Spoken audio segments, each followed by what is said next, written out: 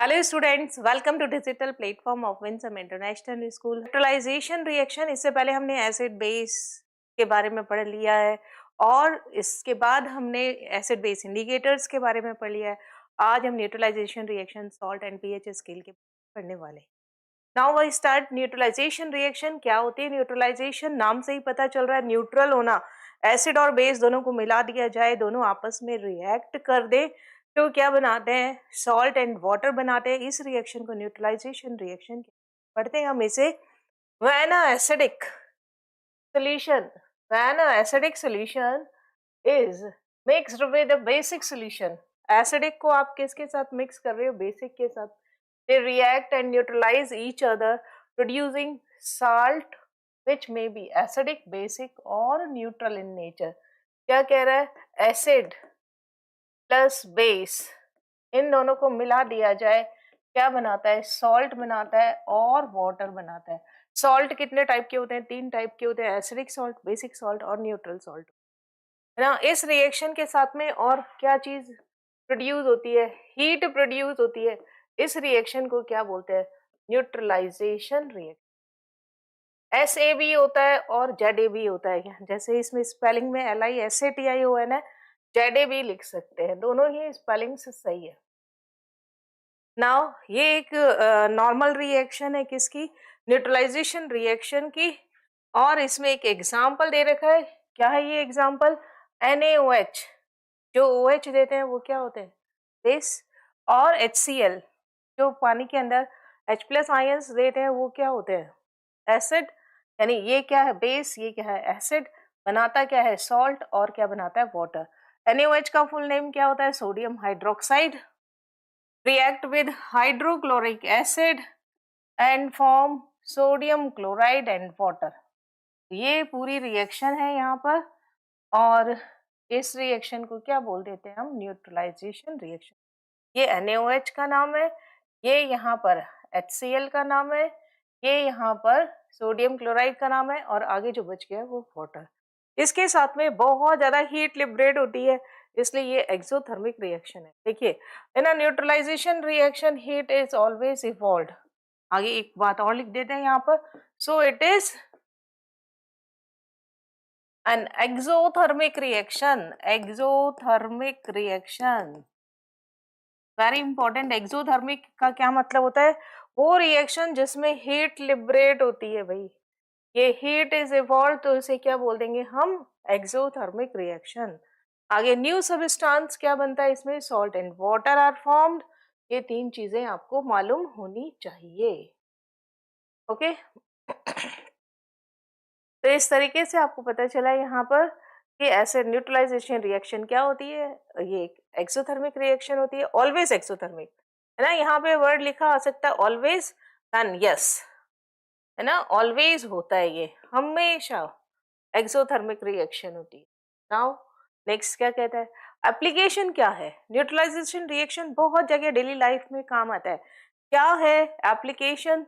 सबसे पहले अगर आपका सॉइल खराब हो, सॉइल बहुत ज्यादा एसिडिक हो गया, बहुत ज्यादा बेसिक हो गया है, तो आप उसमें अगर एसिडिक सॉइल है तो उसमें बेस मिला करके उसको न्यूट्रल कर दीजिए। अगर बेसिक सॉइल है तो उसमें एसिड मिला करके न्यूट्रलाइज कर दीजिए। और न्यूट्रल जो सॉइल होती है उसमें प्लांट्स अच्छे से ग्रो करते हैं। देखिए, if the soil becomes, first use है इसका, फर्स्ट एप्लीकेशन है ये क्या है इनमें? In agriculture. किसमें यूज है हमारे पास? फर्स्ट एग्रीकल्चर में। If the soil is too acidic, excessive use of fertilisers. किसकी वजह से एसिडिक हो जाता है? एक्सेसिव यूज ऑफ फर्टिलाइजर्स की वजह से। तो स्लैक्ड लाइम यानी बेस ऐड कर दिया जाता है। If the soil become too basic then organic matter is added which release acid to neutralize। यानी आपको ये पता चल गया, अगर मेरे पास एसिडिक सॉइल होगी तो ऐड क्या करना होगा? ऐड करना होगा स्लैग्ड लाइम, है ना। ये क्या होता है? बेस।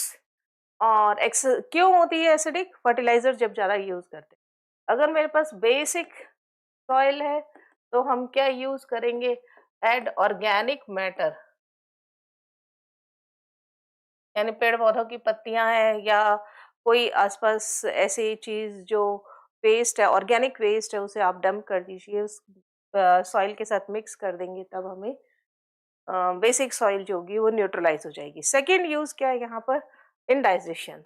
इंडाइजेशन से क्या होता है, आपने सुना होगा कई बार हम एक्सेसिव फूड खाना खा लेते हैं, या हमें जो खाना है वो पचा नहीं है, तो हमारा पेट दर्द होने लग जाता है। तो ये जो पेट दर्द होता है, स्टमक पेन है, वो किसकी वजह से होता है, एक्सेसिव रिलीज ऑफ एसिड की वजह से। पेट में क्या होता है, एसिड रिलीज होता है। तो हम उस एसिड को न्यूट्रलाइज किससे करते हैं, एंटासिड टैबलेट से, या मिल्क ऑफ मैग्नीशिया, जो कि क्या होता है, बेस। पढ़ते हैं इसे, excess of acid in stomach. अगर हमारे पेट में एक्सेस हो जाए किसकी, एसिड की, causes pain and discomfort which relieve by taking antacid like milk of magnesia। याद रखेंगे, मिल्क ऑफ मैग्नीशिया पेट दर्द में लेते हैं, स्लैग लाइम एसिडिक सॉइल के लिए लेते हैं, ऑर्गेनिक मैटर बेसिक सॉइल के लिए यूज में लेते हैं। नाउ थर्ड यूज देखिए, remedy for ant, bee and wasp sting. Ant और bee sting inject formic acid. देखिए, एंट और बी से क्या होता है, फॉर्मिक एसिड। एसिड हमारी बॉडी में इंजेक्ट हुआ तो एसिड क्या करेगा, जलन करेगा, और उस जलन को रोकने के लिए, एसिड को रोकने के लिए हमें बेस की जरूरत पड़ेगी। और वो बेस क्या होता है, देखिए, an ant or bee sting inject formic acid into the skin which causes pain. It can be neutralized by rubbing baking soda। जो खाने वाला सोडा होता है ना, उसको आप पानी में घोल करके, थोड़े से पानी में घोल के और उस जगह पे लगा लेंगे तो आपकी जलन कम हो जाती है। कैलामाइन, वेरी इंपॉर्टेंट, जिसे बोलते हैं जिंक कार्बोनेट, जो कि क्या होता है, बेसिक नेचर का। या आप टूथपेस्ट लगा सकते हैं, टूथपेस्ट भी क्या होता है, बेसिक नेचर। यानी आंट और बी स्टिंग, ये क्या होते हैं, एसिडिक होते हैं। और इसमें क्या यूज करते हैं हम, इसमें यूज एक तो करेंगे बेकिंग सोडा, और या क्या कर सकते हैं आप, कैलामाइन सॉल्यूशन। कैलामाइन क्या होता है, जिंक कार्बोनेट, ZnCO3। इसी तरीके से जो वास्प स्टिंग होता है वो बेसिक होता है, और इसे न्यूट्रलाइज कैसे करते हैं, विनेगर, सिरका लगा करके। वास्प स्टिंग ये क्या होता है, बेसिक। और इसके लिए क्या यूज करेंगे आप, विनेगर। विनेगर क्या होता है, एसिडिक नेचर का होता है। आगे नेक्स्ट यूज देखिए, ये थर्ड यूज था हमारे पास में। नाउ फोर्थ यूज क्या है इसमें, प्रिवेंट करना टूथ डिके। कई बार दांत में दर्द होता है, खाना खाया दांत में दर्द हो गया। दांत में दर्द किस वजह से होता है, एसिड की वजह से। Tooth decay caused by acid produced by due to fermentation of food particles.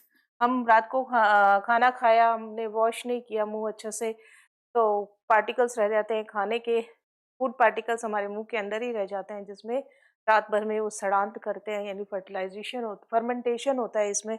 और फर्मेंटेशन होने की वजह से एसिड प्रोड्यूस होता है, और इस एसिड की वजह से दांतों में दर्द होता है। It is neutralised by using toothpaste which contains alkalis. यानी टूथ डिके है ना, जो टूथ डिके होता है उसको रोकने के लिए आप क्या करते हैं, टूथपेस्ट। और यानी टूथपेस्ट क्या होता है, बेसिक नेचर का होता है, और टूथ डिके एसिड की वजह से। नाउ नेक्स्ट देखिए यूज क्या है, treatment of sewage waste. Sewage waste का ट्रीटमेंट फिफ्थ है ये। सीवेज वेस्ट क्या होता है, which is dumped in water bodies contains excessive acid. Excessive acid होता है सीवेज वेस्ट के अंदर, which can cause harm to aquatic life, hence factory waste is first treated with base to make it harmful। यानी sewage waste acidic है। Sewage जो waste होता है वो क्या होता है, एसिडिक नेचर का। इसके लिए आपको क्या ऐड करना होता है, बेस ऐड करना होता है, जिससे कि वो न्यूट्रलाइज हो जाए और एक्वेटिक लाइफ सर्वाइव कर सके। नाउ नेक्स्ट देखिए, regaining shine of tarnished copper article. आपने देखा होगा कॉपर के बर्तनों में पानी पीना चाहिए, लेकिन आपने पानी डाल के कुछ दिन रख लिया, 2 दिन रख लिया, तो उसके ऊपर क्या होता है, एक हरी हरी सी परत आ जाती है, ग्रीन कलर की लेयर आ जाती है। और ये ग्रीन कलर की लेयर क्या होती है, बेसिक नेचर की होती है, और इसे हटाने के लिए आप क्या करते हैं, रगड़ के उसे साफ करते हैं, नींबू का डालकर, कोई खटाई डाल के साफ करते हैं। तो देखिए यहाँ पर copper articles get tarnished due to formation of basic carbonate, basic copper carbonate which can be removed by rubbing lemon. यानी आप जो टार्निश्ड कॉपर आर्टिकल है, टार्निश्ड कॉपर, कॉपर को क्या लिखते हैं, Cu आर्टिकल्स, वो कैसे होते हैं, बेसिक नेचर के। इसको रिमूव किससे किया जाता है, रिमूव्ड बाय एसिड, यानी लेमन सॉल्यूशन। एसिड यानी क्या सॉल्यूशन होगा, लेमन सॉल्यूशन। नाउ नेक्स्ट देखिए क्या कहता है ये।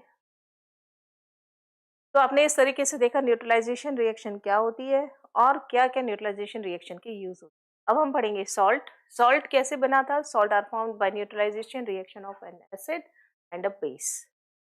हमेशा एसिड और बेस की रिएक्शन से आपको क्या मिलता है, सॉल्ट एंड वाटर मिलता है। तो सॉल्ट के अंदर दो पार्ट होते हैं, है ना, जैसे मैंने लिखा NaCl। तो यहाँ पर फर्स्ट पार्ट क्या है, Na, और सेकेंड पार्ट क्या है, Cl। ये कैसा पार्ट है, मेटालिक पार्ट है ना, मेटालिक पार्ट। और ये जो दूसरे वाला है, ये क्या होता है, यहाँ पर नॉन मेटालिक पार्ट है। फर्स्ट हमेशा मेटालिक होता है, देन नॉन मेटालिक पार्ट है।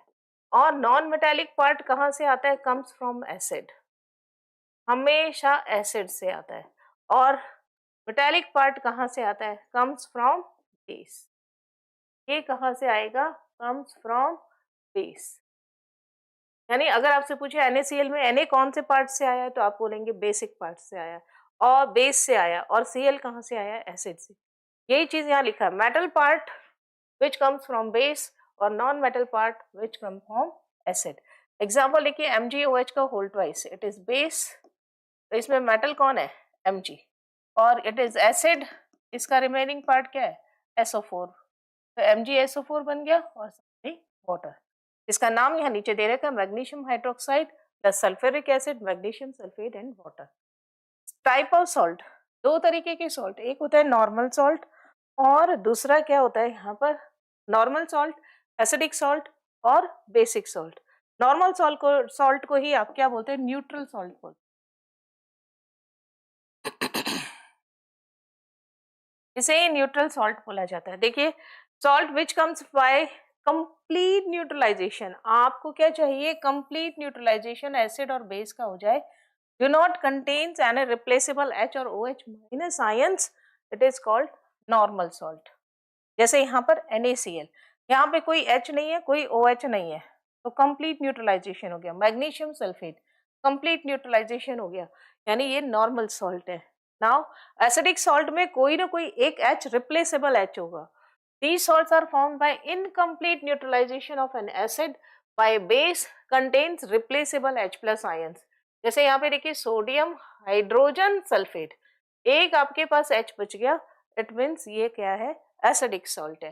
नाउ कैल्शियम हाइड्रोजन सल्फेट, ये भी क्या हो गया, यहाँ पर एसिडिक सॉल्ट हो गया। दूसरा देखिए, सोडियम बाइकार्बोनेट, तो ये भी क्या हो गया, एसिडिक सॉल्ट हो गया। नाउ बेसिक सॉल्ट क्या होते हैं, these salts are formed by incomplete neutralization of base by an acid, और इसके पास रिप्लेसेबल OH माइनस आयंस होते हैं। जैसे यहाँ पर क्या बच गया, CuOHCl यानी OH माइनस आयन, MgOHCl यानी एक OH एक्स्ट्रा है। रिप्लेसेबल OH होगा तो बेसिक, रिप्लेसेबल H होगा तो एसिडिक, और ना ही H हो ना ही OH हो तो नॉर्मल सॉल्ट कहते हैं। इसके अलावा सॉल्ट को क्लासिफाई हम और तरीके से कर सकते हैं, यानी nature of different salt of solution. Salt के सॉल्यूशन, जो सॉल्ट सॉल्यूशन बनता है, यानी किसी भी सॉल्ट को पानी में डाल दिया जाए, या वो सॉल्ट जो बन रहा है वो कौन से एसिड से बन रहा है, कौन से बेस से बन रहा है, उस पर डिपेंड करता है कि इसका नेचर क्या है।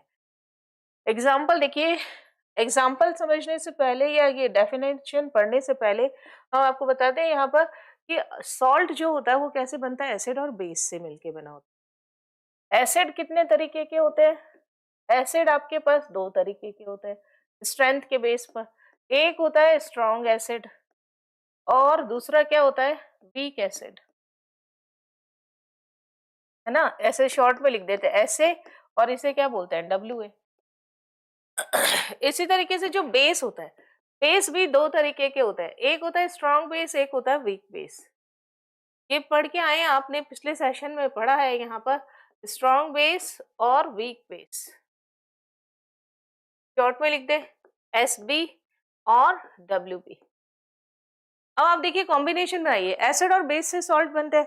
अगर आप सॉल्ट बना रहे हैं किसका, आपके पास में स्ट्रॉन्ग एसिड और स्ट्रॉन्ग बेस है ना, या फिर क्या हो यहाँ आपके पास में salt of strong acid and strong base.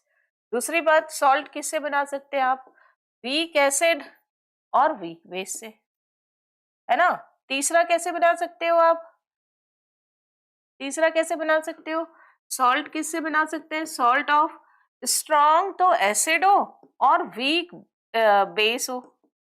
और फोर्थ क्या बना सकते हैं, सॉल्ट ऑफ वीक एसिड हो और स्ट्रॉन्ग बेस हो।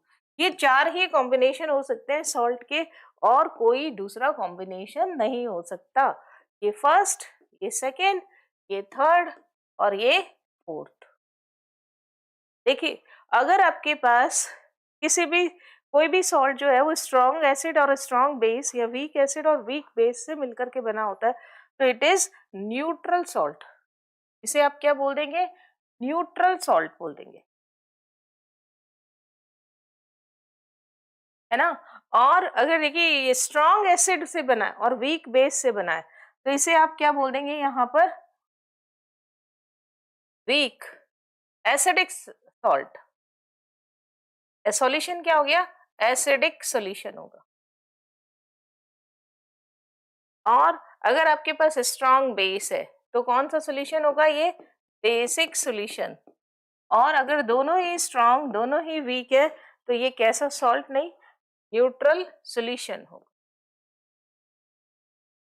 तो पानी में डालने पर किस तरीके का सॉल्यूशन बनेगा डिपेंड करेगा कि हमारे पास स्ट्रॉन्ग एसिड है या स्ट्रॉन्ग बेस है, वीक एसिड है या वीक बेस है, स्ट्रॉन्ग एसिड है, वीक बेस है, वीक एसिड है और स्ट्रॉन्ग बेस है। यहीं पर ये चीज लिखी हुई है। Salt form by neutralisation of strong acid by a strong a salt formed by neutralization of strong acid by a weak base। ये हटा देते हैं यहाँ पर,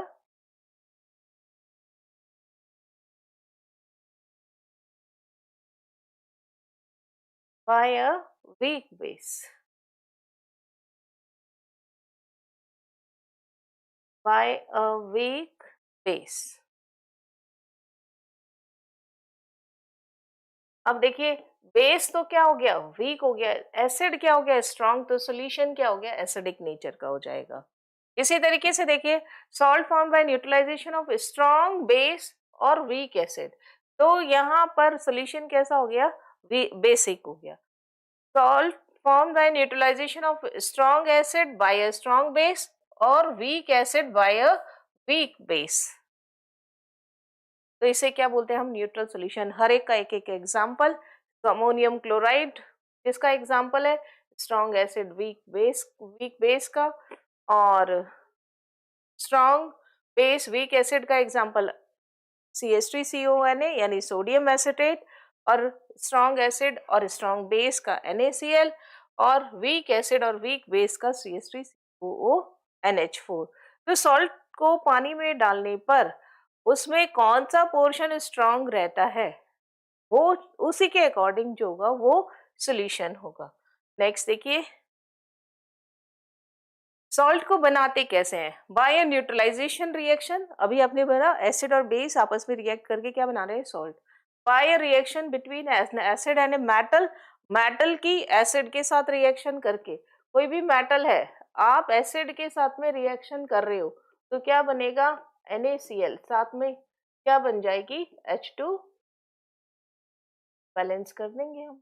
आगे देखो, by the action of dilute acid on metal hydroxide यानी NaOH, आप इसमें क्या डाल रहे हो, एसिड डाल रहे हो, डाइल्यूट एसिड डाल रहे हो, आपको क्या मिलेगा, NaCl, और साथ में क्या मिलेगा, मेटल का कार्बोनेट भी ले सकते हो आप।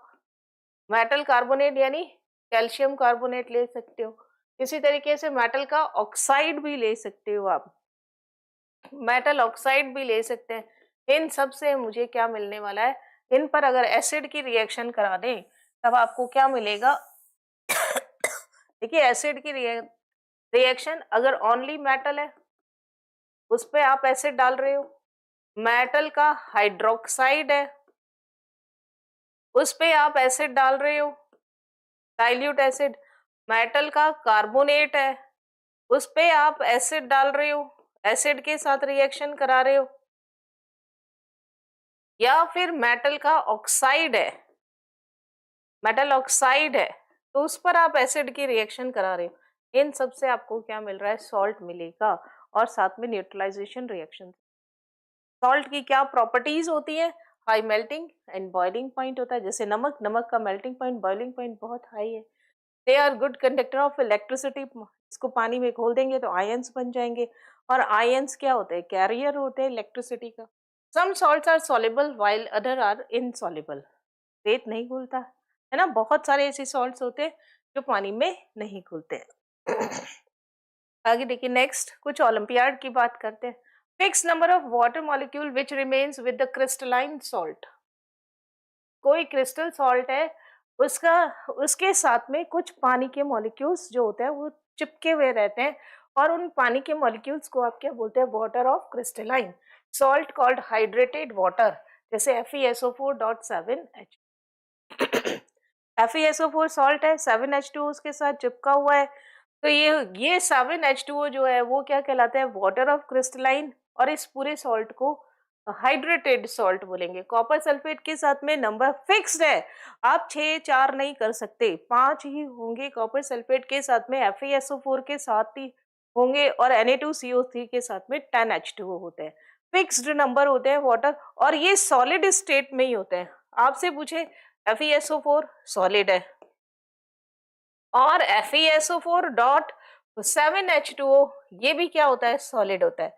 CuSO4 ये भी सॉलिड होता है, और आपसे पूछा जाए CuSO4 डॉट 5H2O तो वो भी कैसा होता है, सॉलिड होता है। मीन्स ये क्रिस्टल के साथ में चिपक गए हैं, इसे ही बोलते हैं हम water of crystalline.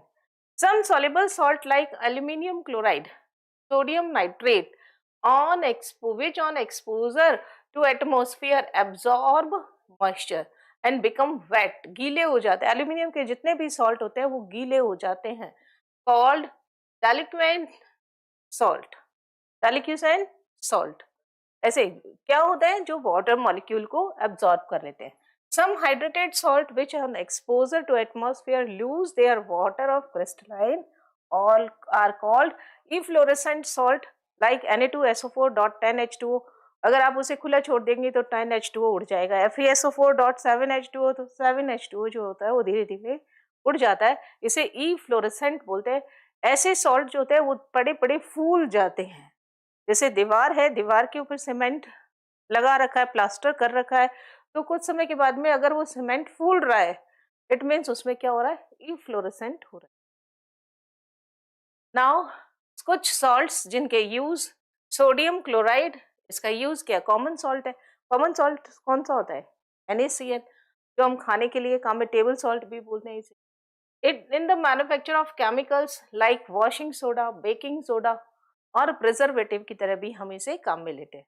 Sodium carbonate, washing soda काम में लेते हैं, in the manufacture of glass, glass बनाने के काम में लेते हैं। सोडियम बेंजोएट तो बहुत काम में लेते हैं। इस सोडियम बेंजोएट खाने की जितने भी पैक्ड फूड होते हैं, रेडी टू ईट होते हैं, उन सब में सोडियम बेंजोएट होता है। इसकी वजह से हमारे हेल्थ इश्यूज हो रहे हैं। क्या हेल्थ इश्यू हो रहा है, हमारा नॉर्मल ब्लड प्रेशर जो होता है वो हाई रहने लगा है, हार्ट बीट हाई रहने लगी है, ये सब सोडियम बेंजोएट की वजह से होता है। और ये क्यों डाला जाता है, फूड प्रिजर्वेटिव है।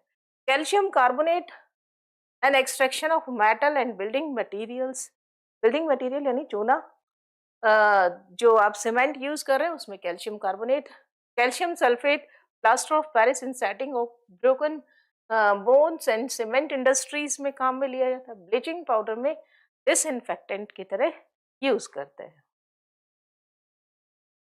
Now pH scale, pH scale, देखिए अभी तक आपने क्या पढ़ लिया, न्यूट्रलाइजेशन कंप्लीट कर लिया है, सॉल्ट कंप्लीट कर लिया है, अब लास्ट हमारे पास पीएच स्केल है।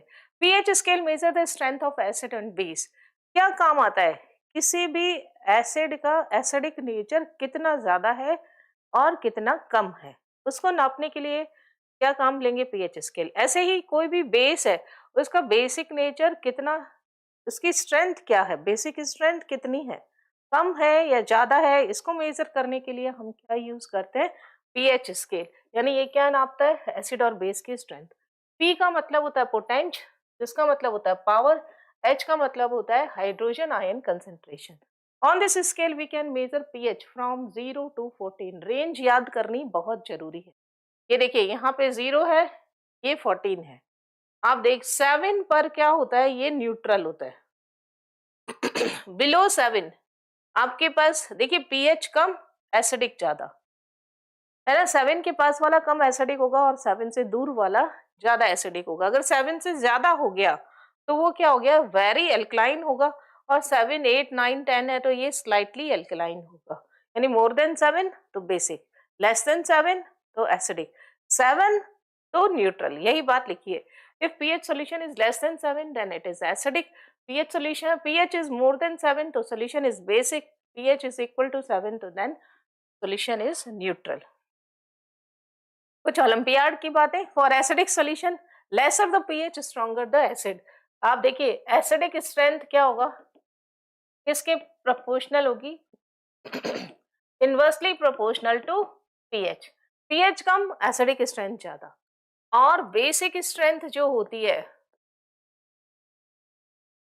वो किसके प्रोपोर्शनल होती है, पीएच के। पीएच ज्यादा तो बेसिक स्ट्रेंथ ज्यादा। यही चीज लिखिए, laser the pH stronger the acid, more the pH stronger the base. Universal indicator shows the change of colour over A range of pH is available in the form of paper called pH paper. जैसे ये पीछे देखा है ना, ये universal है, जिसे आप बोलते हैं pH paper. The change in color is matched with the standard color of chart to find pH. pH को फाइंड करने के लिए क्या करेंगे, सॉल्यूशन लिया, पीएच स्ट्रिप उसमें डाली, पेपर उसमें डाला, स्टैंडर्ड बने हुए कलर, और जो कलर आएगा उसे मैच करके और उसकी पीएच मेजर कर ली जाती। Now start questions. क्या क्वेश्चन है जो हमने पढ़ा उसका कुछ टेस्ट कर लेते हैं।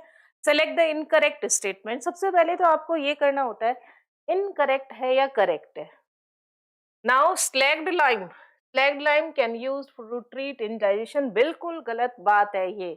स्लैग्ड लाइम तो किसके लिए यूज होता है, स्लैग्ड लाइम किसके लिए यूज होता है, used for treatment of acidic soil.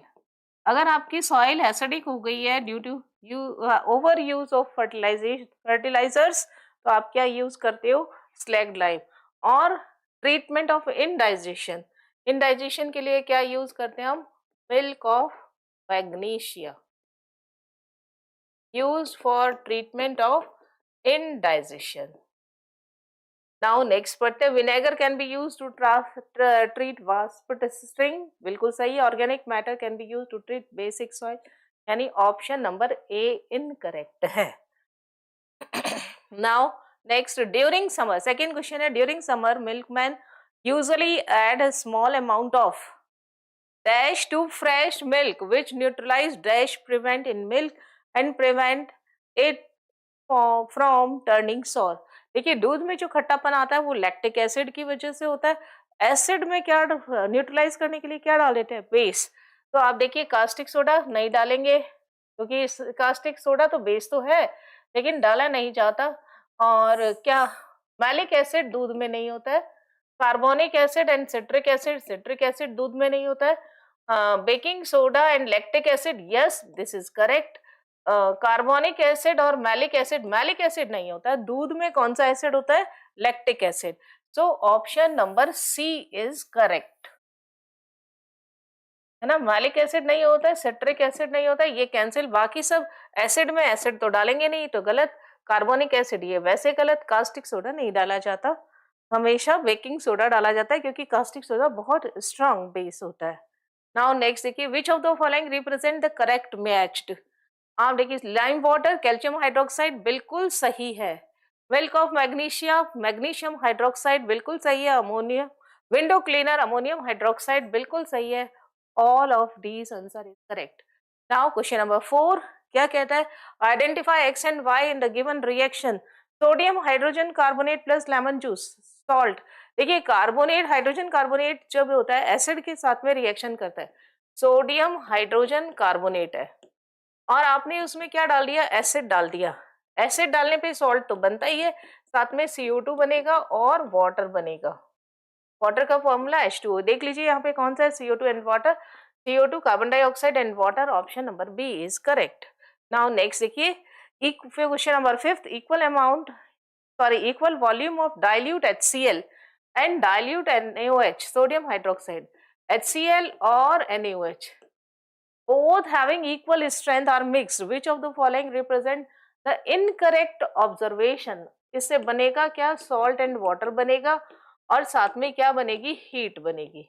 कौन सी रिएक्शन है ये, न्यूट्रलाइजेशन रिएक्शन है, कंप्लीट न्यूट्रल होगा ये क्योंकि इक्वल अमाउंट है। हीट इज इवॉल्व्ड बिल्कुल सही है, न्यूट्रल सॉल्यूशन इज फॉर्म्ड बिल्कुल सही है, टू प्रोडक्ट्स आर फॉर्म्ड बिल्कुल सही है, arrangement of atom remains the same. अरे HCl अलग अलग हो गए, arrangement of atom remains the same, ये गलत बात है, बाकी सब सही। तो आपने देखा, हमने आज यूटिलाइजेशन के बारे में पढ़ा, सॉल्ट के बारे में पढ़ा, pH स्केल के बारे में पढ़ा और कुछ क्वेश्चंस किए। आज के सेशन में हम इतना ही करेंगे, नेक्स्ट सेशन में हम इससे आगे की बात करेंगे। Thank you so much.